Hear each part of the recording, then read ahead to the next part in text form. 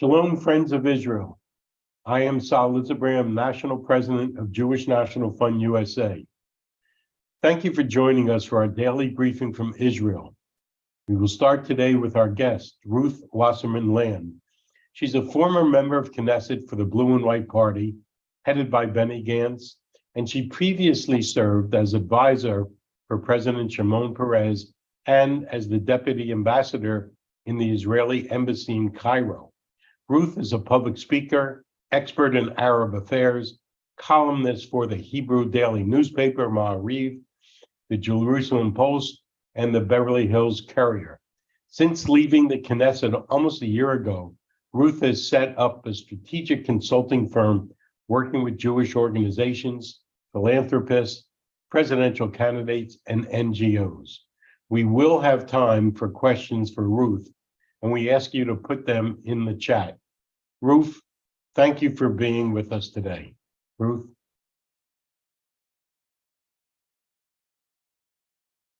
So good evening, everybody. And I'd like to begin with Am Yisrael Chai, because I think that this is very important for all of us, both in the diaspora and in Israel. And thank you for taking the time and for inviting me to speak with you. I don't need to tell you, you all know that Israel is going through a very, very difficult and challenging time. After the first 2 days, in which there was a very big confusion, everybody, including everybody, government, as well as the army, the Shabak, the Mossad, the police, everybody's on their tiptoe, and you can see it, you can feel it everywhere in the country. My angle this evening will be the Arab angle, the geostrategy of how things look, and I apologize in advance. It's not a very pretty picture at this moment in time. So it's probably quite obvious to everyone on the Zoom that there is a mastermind behind this attack. I don't even want to call it an attack, but what happened approximately 2 weeks ago on October 7th, it's not even an attack. An attack is too small a word for it. It is something that has been premeditated and planned meticulously to the point of where each particular place, civilian place in each of the villages is, and how many people are in it, how many dogs are in each house. This is the level of minute details that the planning went to, and this was found in the bodies of Hamas operatives that went in after they were either caught or shot dead by IDF soldiers, the police, etc.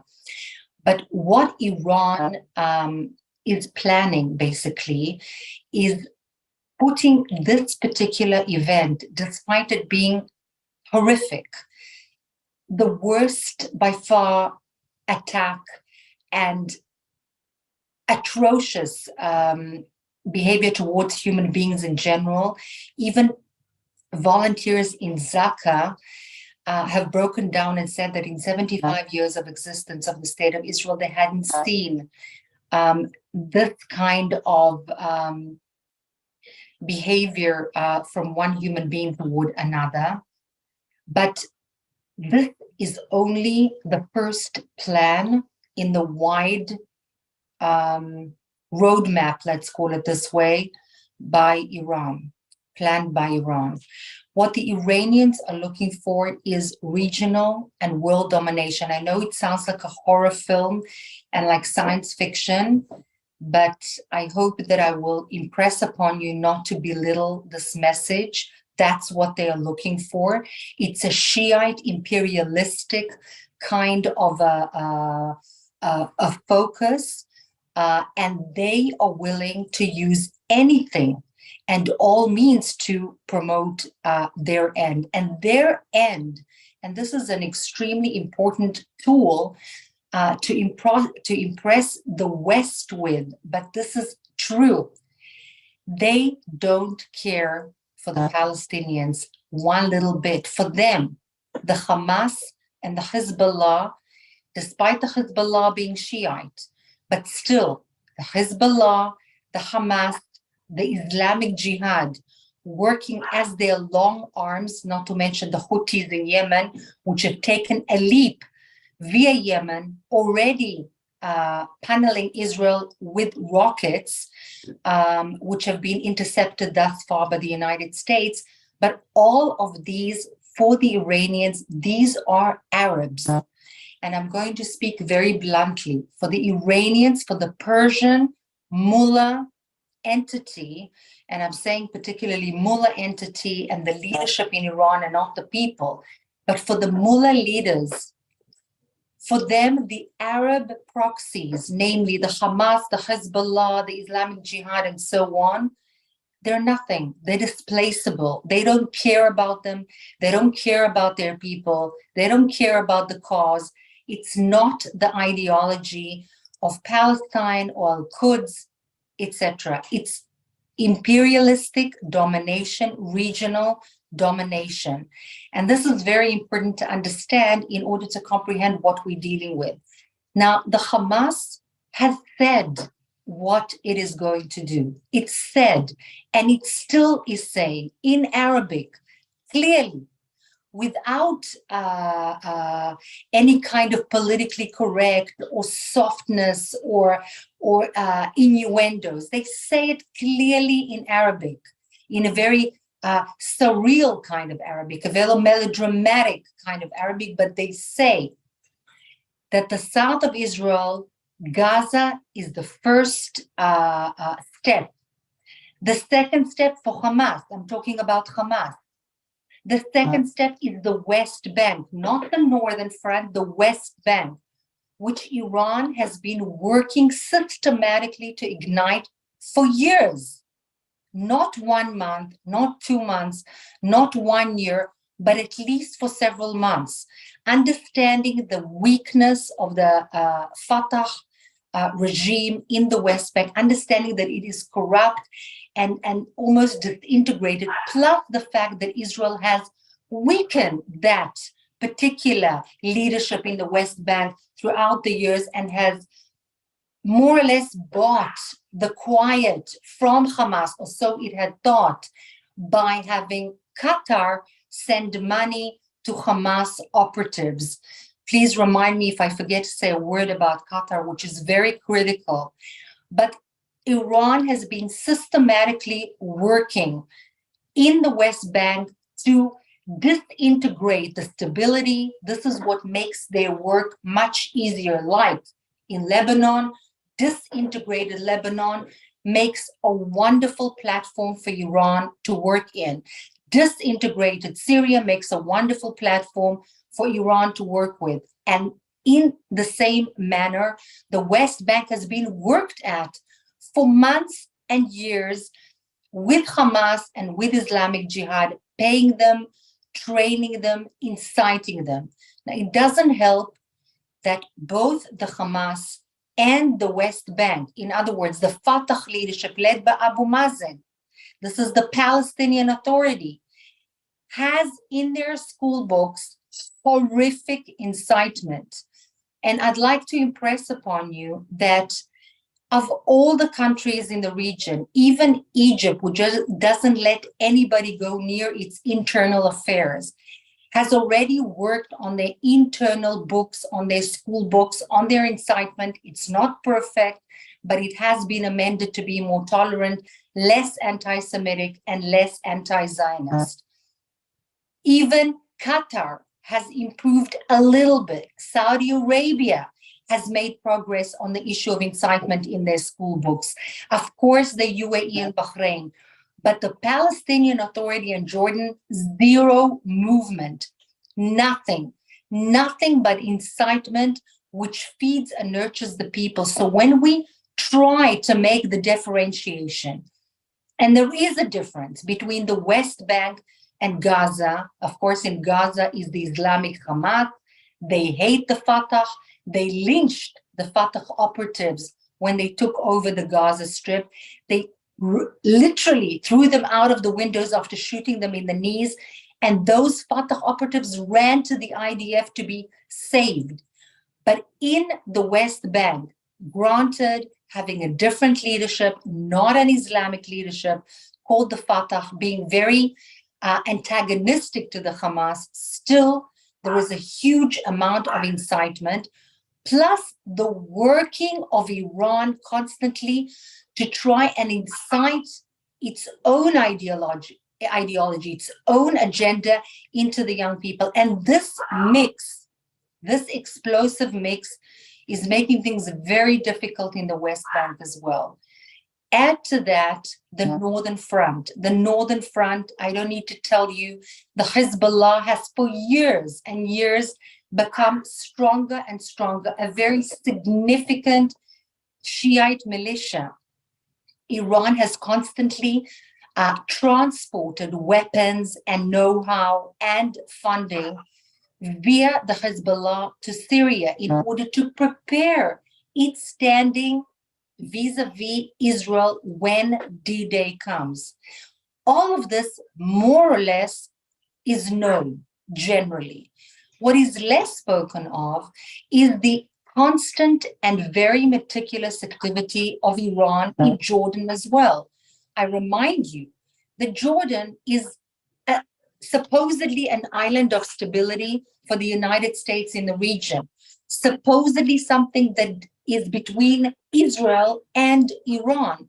But in recent, I think one could say almost 2 years, the Iranians have suddenly found and remembered that they have religious Shiite sites to take care of inside Jordan, particularly on the Jordanian-Israeli border.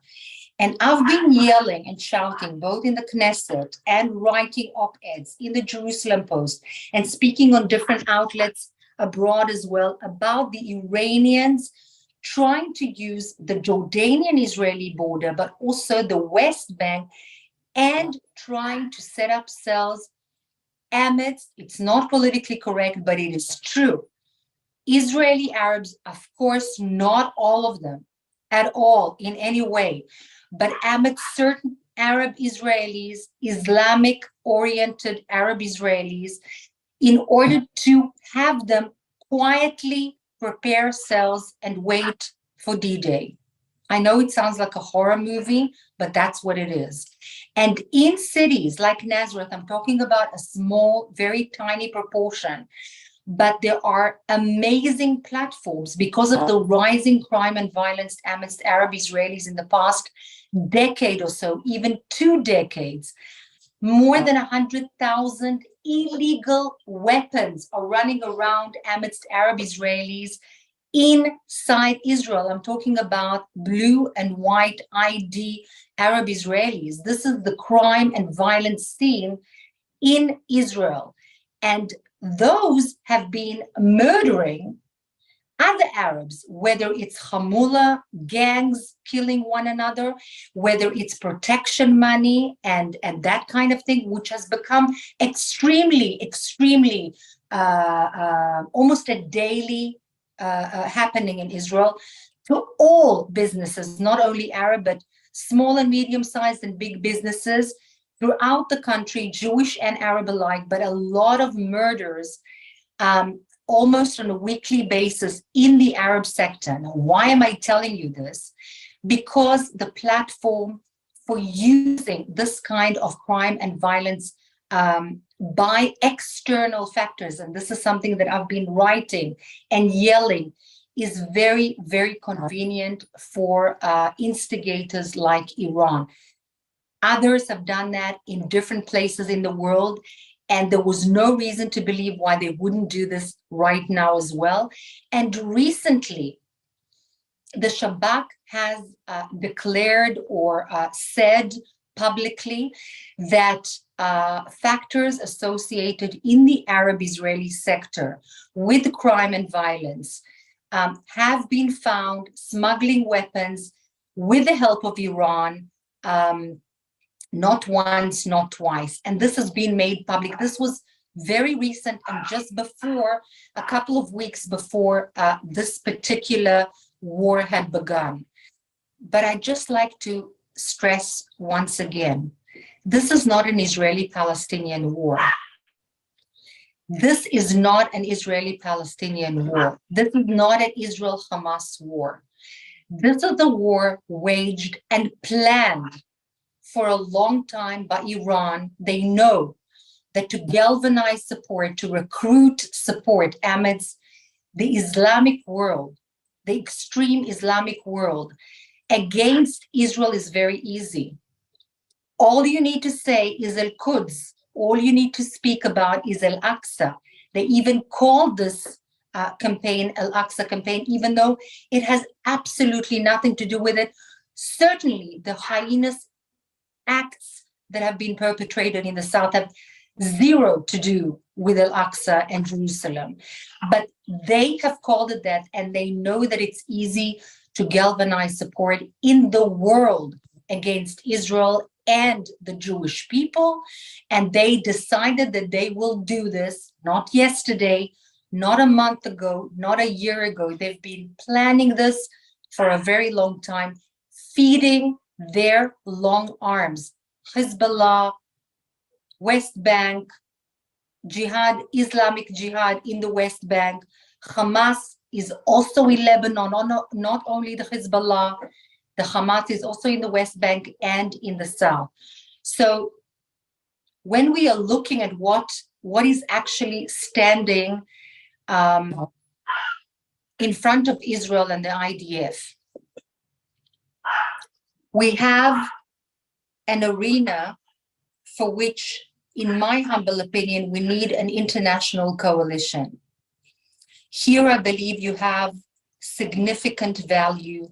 Each and every one of you have circles of impact, contacts, people whom you can speak to, impress upon. I have little doubt that the Americans well understand, both on the Republican side and the Democratic side, what we are standing against. In fact, it is completely clear that we are speaking about Iranian-led, I don't even know what to call it, because it's a call for world jihad.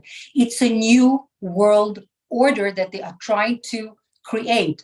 Just wrote about it in the very recent Friday edition, my article for the J-Post, but that's exactly what they're trying to do. And they will not stop at any cost. People are telling me that because of the tremendous presence of the Americans, and it is tremendous, nothing less, by our side in the vicinity of Israel, the Hezbollah will be deterred. They will not be deterred. Iran will not be deterred. Why? Because they speak a different language. It's a different culture.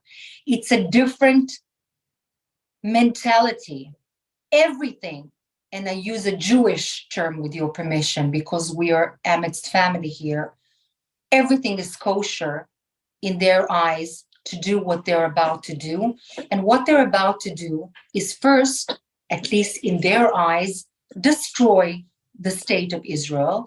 They were given more fuel for this horrendous act by the fact that we amongst us were horribly divided, that they felt that the IDF was not the focus of attention, but rather the internal divisions were the focus of attention.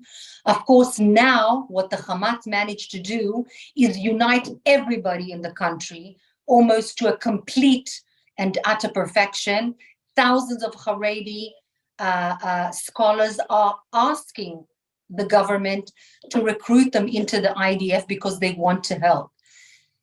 The spirit of people in Israel, religious and secular, old and young, everybody. I live on a moshav very close to the West Bank in the Sharon area, the undisputed Israel, 5 minutes drive away from the fence.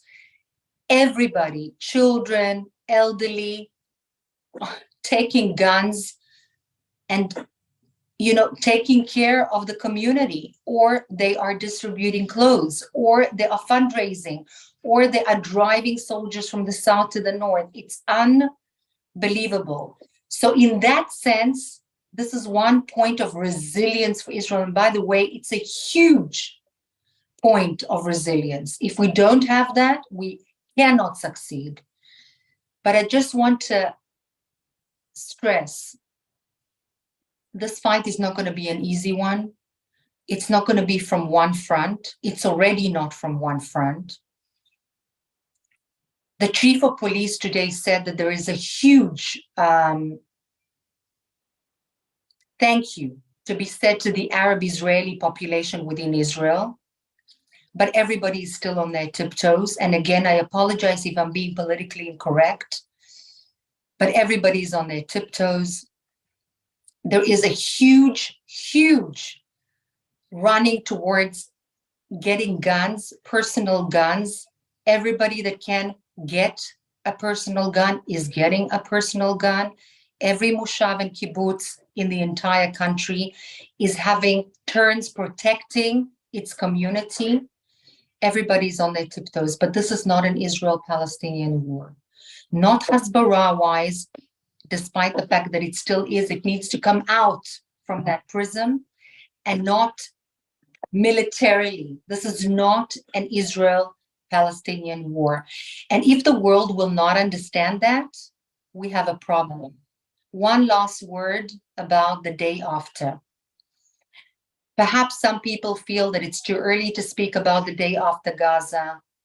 The American president, Biden, has said several times, learn from our mistake. We didn't think of the day after in Iraq.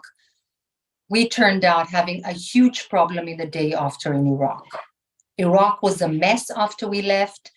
For 20 years, we've been bogged down there. ISIS came up, militias came up. It was a nightmare. Don't make the same mistake. And rightfully, the Hamas is not only the 40,000 armed people that are perpetrating these heinous crimes. Hamas is an ideology. It's a culture. It's a prism of thought. It's a paradigm. And this prism of thought has been fed and nurtured to the people. Plus, it talks of Islamic jihad and world jihad. This is something that, despite differences, is equal to Al-Qaeda in a sense, to Hezbollah in a sense, to ISIS in a sense. Each one of these organizations have different interests, but they have an ideology. If we kill 40,000 Hamas operatives, we do not kill the ideology. We cannot wipe it out. What can wipe it out? What can happen in the day after? Because we are not hoping to kill every single civilian in the Gaza Strip. That's not our goal, nor is it our goal to be in Gaza, to take over Gaza, and nobody else wants Gaza, least of all Egypt. We need an international force to sit there and to make sure after we do complete our mission that things are stable, and that the world also answers to what will happen to the Gaza Strip after we do what we need to do. So, Ruth, Final thank you. word, because Okay. one last sentence, because I won't be true to myself if I don't mention it. Don't forget Egypt. Egypt, 110 million people, strongest army in the Middle East after Israel, fed and nurtured by the US, is taking this issue very, very seriously. Very, very hysterical about one Gazan moving towards the Sinai Peninsula, because they know what is the Palestinians in Gaza, and they know what is Hamas, and they not having it in their territory, and they know why. My answer to that, we need to find a very delicate, convincing way to have them open up to women, children, and the injured, so that at least the world will not shout when we bombard. There will not be women, children, and injured that we hurt, because this is, again, not our purpose. But in the same way, we will eliminate the really big issue that may erupt, and it's on the verge with Egypt. Thank you Thank you so very much, much. Ruth. We appreciate your clear and precise presentation. I just want to remind everybody that we're doing this live. Some of our speakers are getting sirens, which means that we may need to move around a little bit. Unfortunately, we don't have time for questions for Ruth, but hopefully we can ask Ruth to come back again, and we will have some questions. So thank you again so much. Next, we'll Thank move you. to Yoel Zilberman, the founder and CEO of Hashomer HaChadash, a Jewish National Fund USA supported social, educational, and Zionist organization devoted to supporting local farmers while forging strong bonds between their volunteers and all things Israel. Yoel has helped grow this organization to the largest volunteer movement in Israel, with over 100,000 participants each year. Today, we'll hear from Yoel about the extremely important matter of food security in Israel during the time of war and a plan for action. Yoel, over to you. Hello, חברים, שלום. First of all, Ruth, תודה רבה. Spoke very clear, very smart points. And shalom to all of you. There's many faces that I didn't saw for a long time. And I hope that everything is okay with you. I'll just say that I'm head of a division in Israel. If you remember, I grew up in the Israeli Navy SEALs, and today I'm establishing the mobile unit of Pikud HaOref. I don't know how to say the name of Pikud HaOref. Anyway, but in 2 weeks, I recruited more than 900 mobile cars that changed the phase of my unit, the change of all the unit of Pikud HaOref, game changer. Most of it for the kibbutzim moshavim that are far away from everything, for the next time that we will see something like we saw in the Gaza Strip. I'll just say, for the beginning, I think it's super important to say that we are just in the beginning, and we are in the beginning of war that is going to be hard, is going to be painful, okay? We are not ready for that. From the, let's say, government and army perspective, Ruth spoke about the last year in Israel, the amount of energies that we invested on fighting against each other, okay? No doubt that our enemies used this opportunity. And I'm telling you, as someone that saw the bodies Saturday afternoon, Saturday night, and I saw what's happening in the area of the kibbutzim nearby Gaza. It's something that we're not remembering in our nation, and maybe also things that we didn't saw in the Holocaust. Okay, my grandmother, we just met for 7 minutes last Friday, first time I came back home. She told me, Yoel, I hear that they did things that I never saw, even though I thought that I saw everything when I was in the Holocaust as a children, as a girl, like a young girl. I'm telling you what I hear that they did now, it's harder and more bad that I could ever imagine. And I'm telling you that I saw movies and I saw it by my eyes, okay, things that hope that no one of you will see that ever, but just to tell us and to remind us that we are all under attack. It's attack of the Jewish nation. Israel, it's just a symbolic, we are in the center of it, okay, but it's attack against all of us. And it's not going to be short. It will be at least, let's say, I'm guessing around a year, not less than that.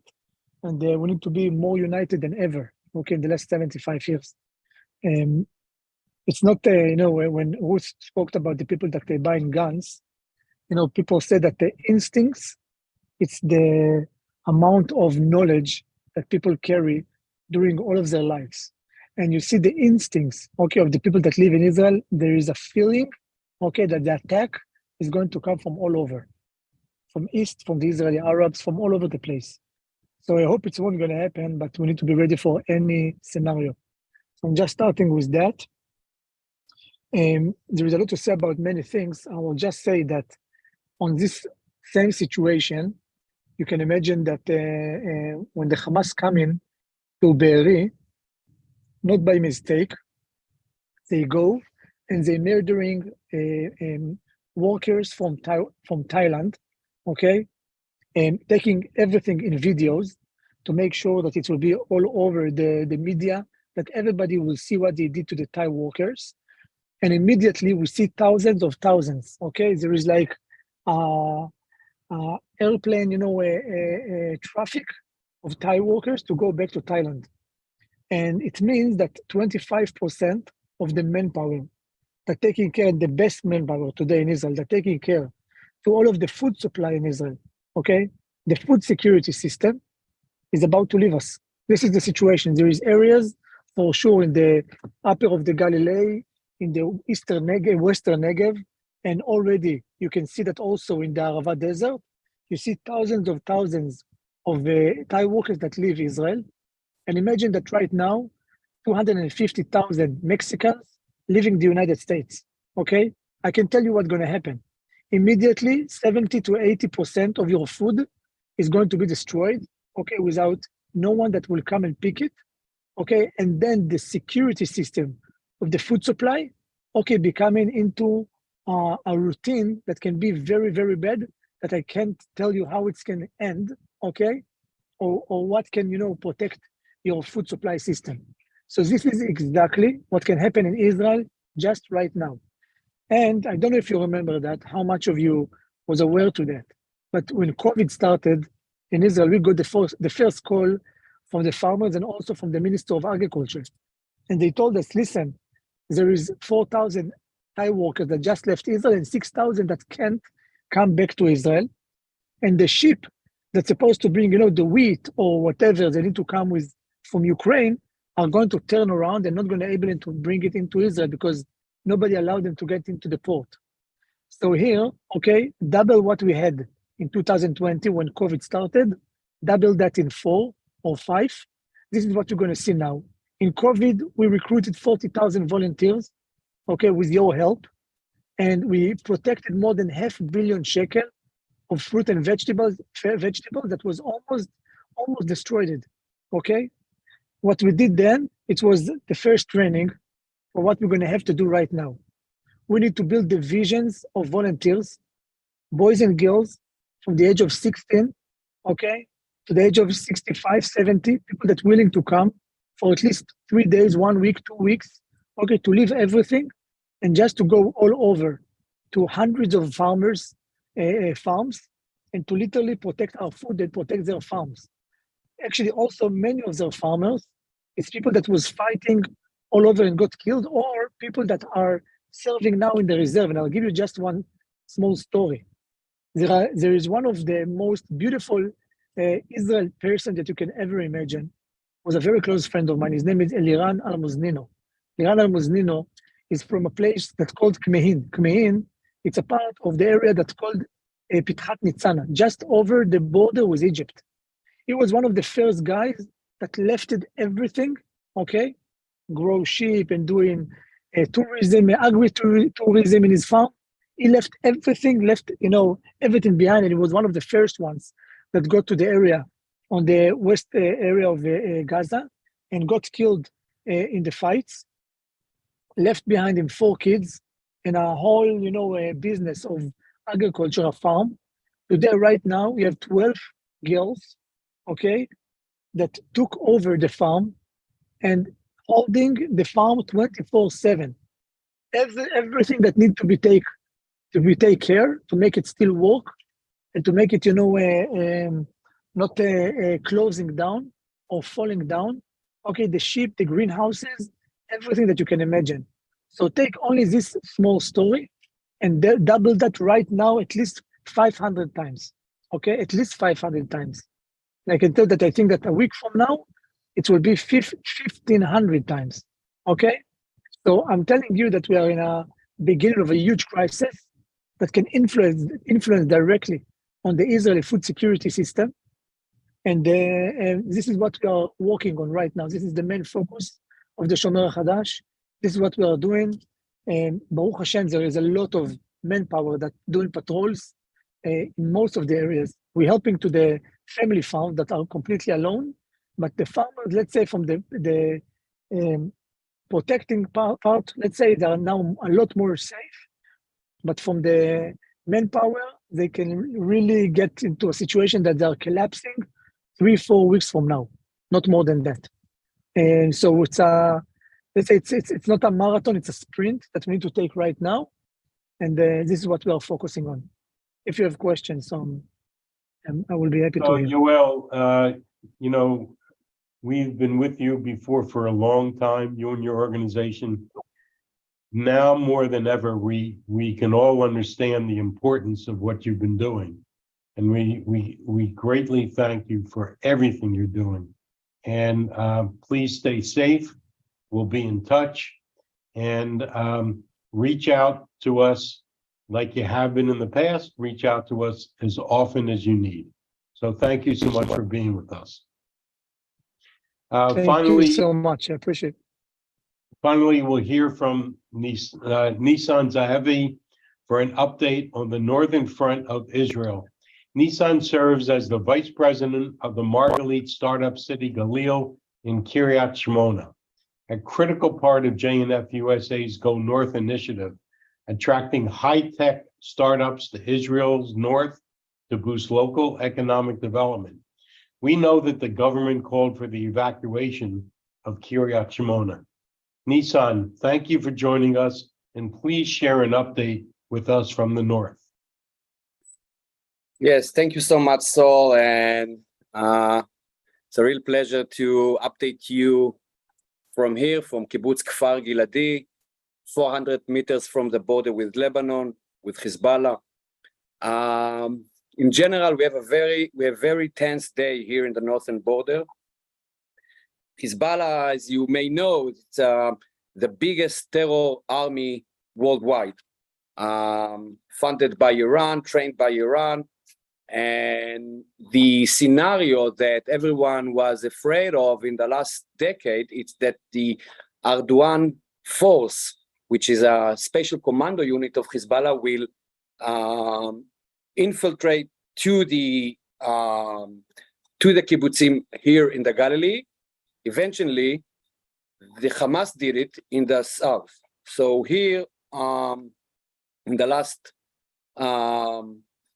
I think 10 days, the Eastern Galilee, the Western Galilee, we have 25 different kibbutzim and other settlements adjacent to the fence, really tied to the fence, and everyone was evacuated, around 1,200 people.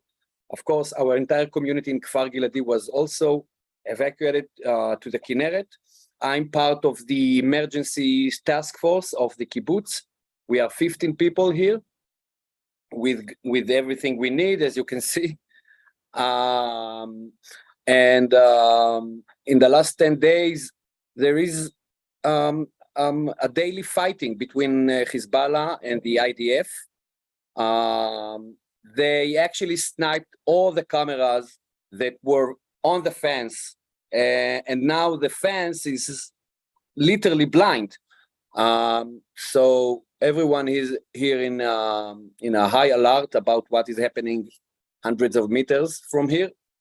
The scenario that we are preparing for is when the ground entry into Gaza will begin. Hezbollah will fire thousands of missiles at the north and will try to bring thousands of terrorists to the border here. This is why the government decided to evacuate Kiryat Shmona and the rest of the kibbutzim here. We are alert and we are ready, and we keep high morale here. And I can say that, you know, after the massacre in the south that happened, we all saw like what could happen here.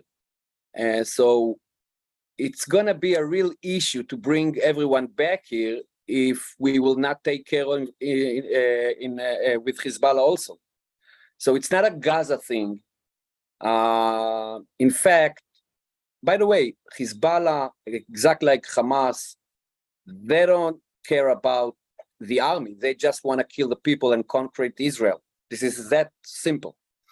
And we facing a very problematic situation right now because everyone saw what happened in the south, and now when they see what happening in the north. Right now, we have more than 60 villages, kibbutzim, and cities that was evacuated in Israel. I have to say that thanks to immediate support of some of you, we here in Kfar Giladi, we got the ceramic vest and all the equipment we need. We didn't get nothing from the army because we're not part of the army, but we learned from Gaza, from the Gaza envelope, we should call it the Israel envelope, the importance of the emergency squad in the beginning. So we have all the equipment and we are ready. I can say that after the October 7th, we decide to transform the Futex Center to a center to use it as a collection point for all the reserve that came to the north.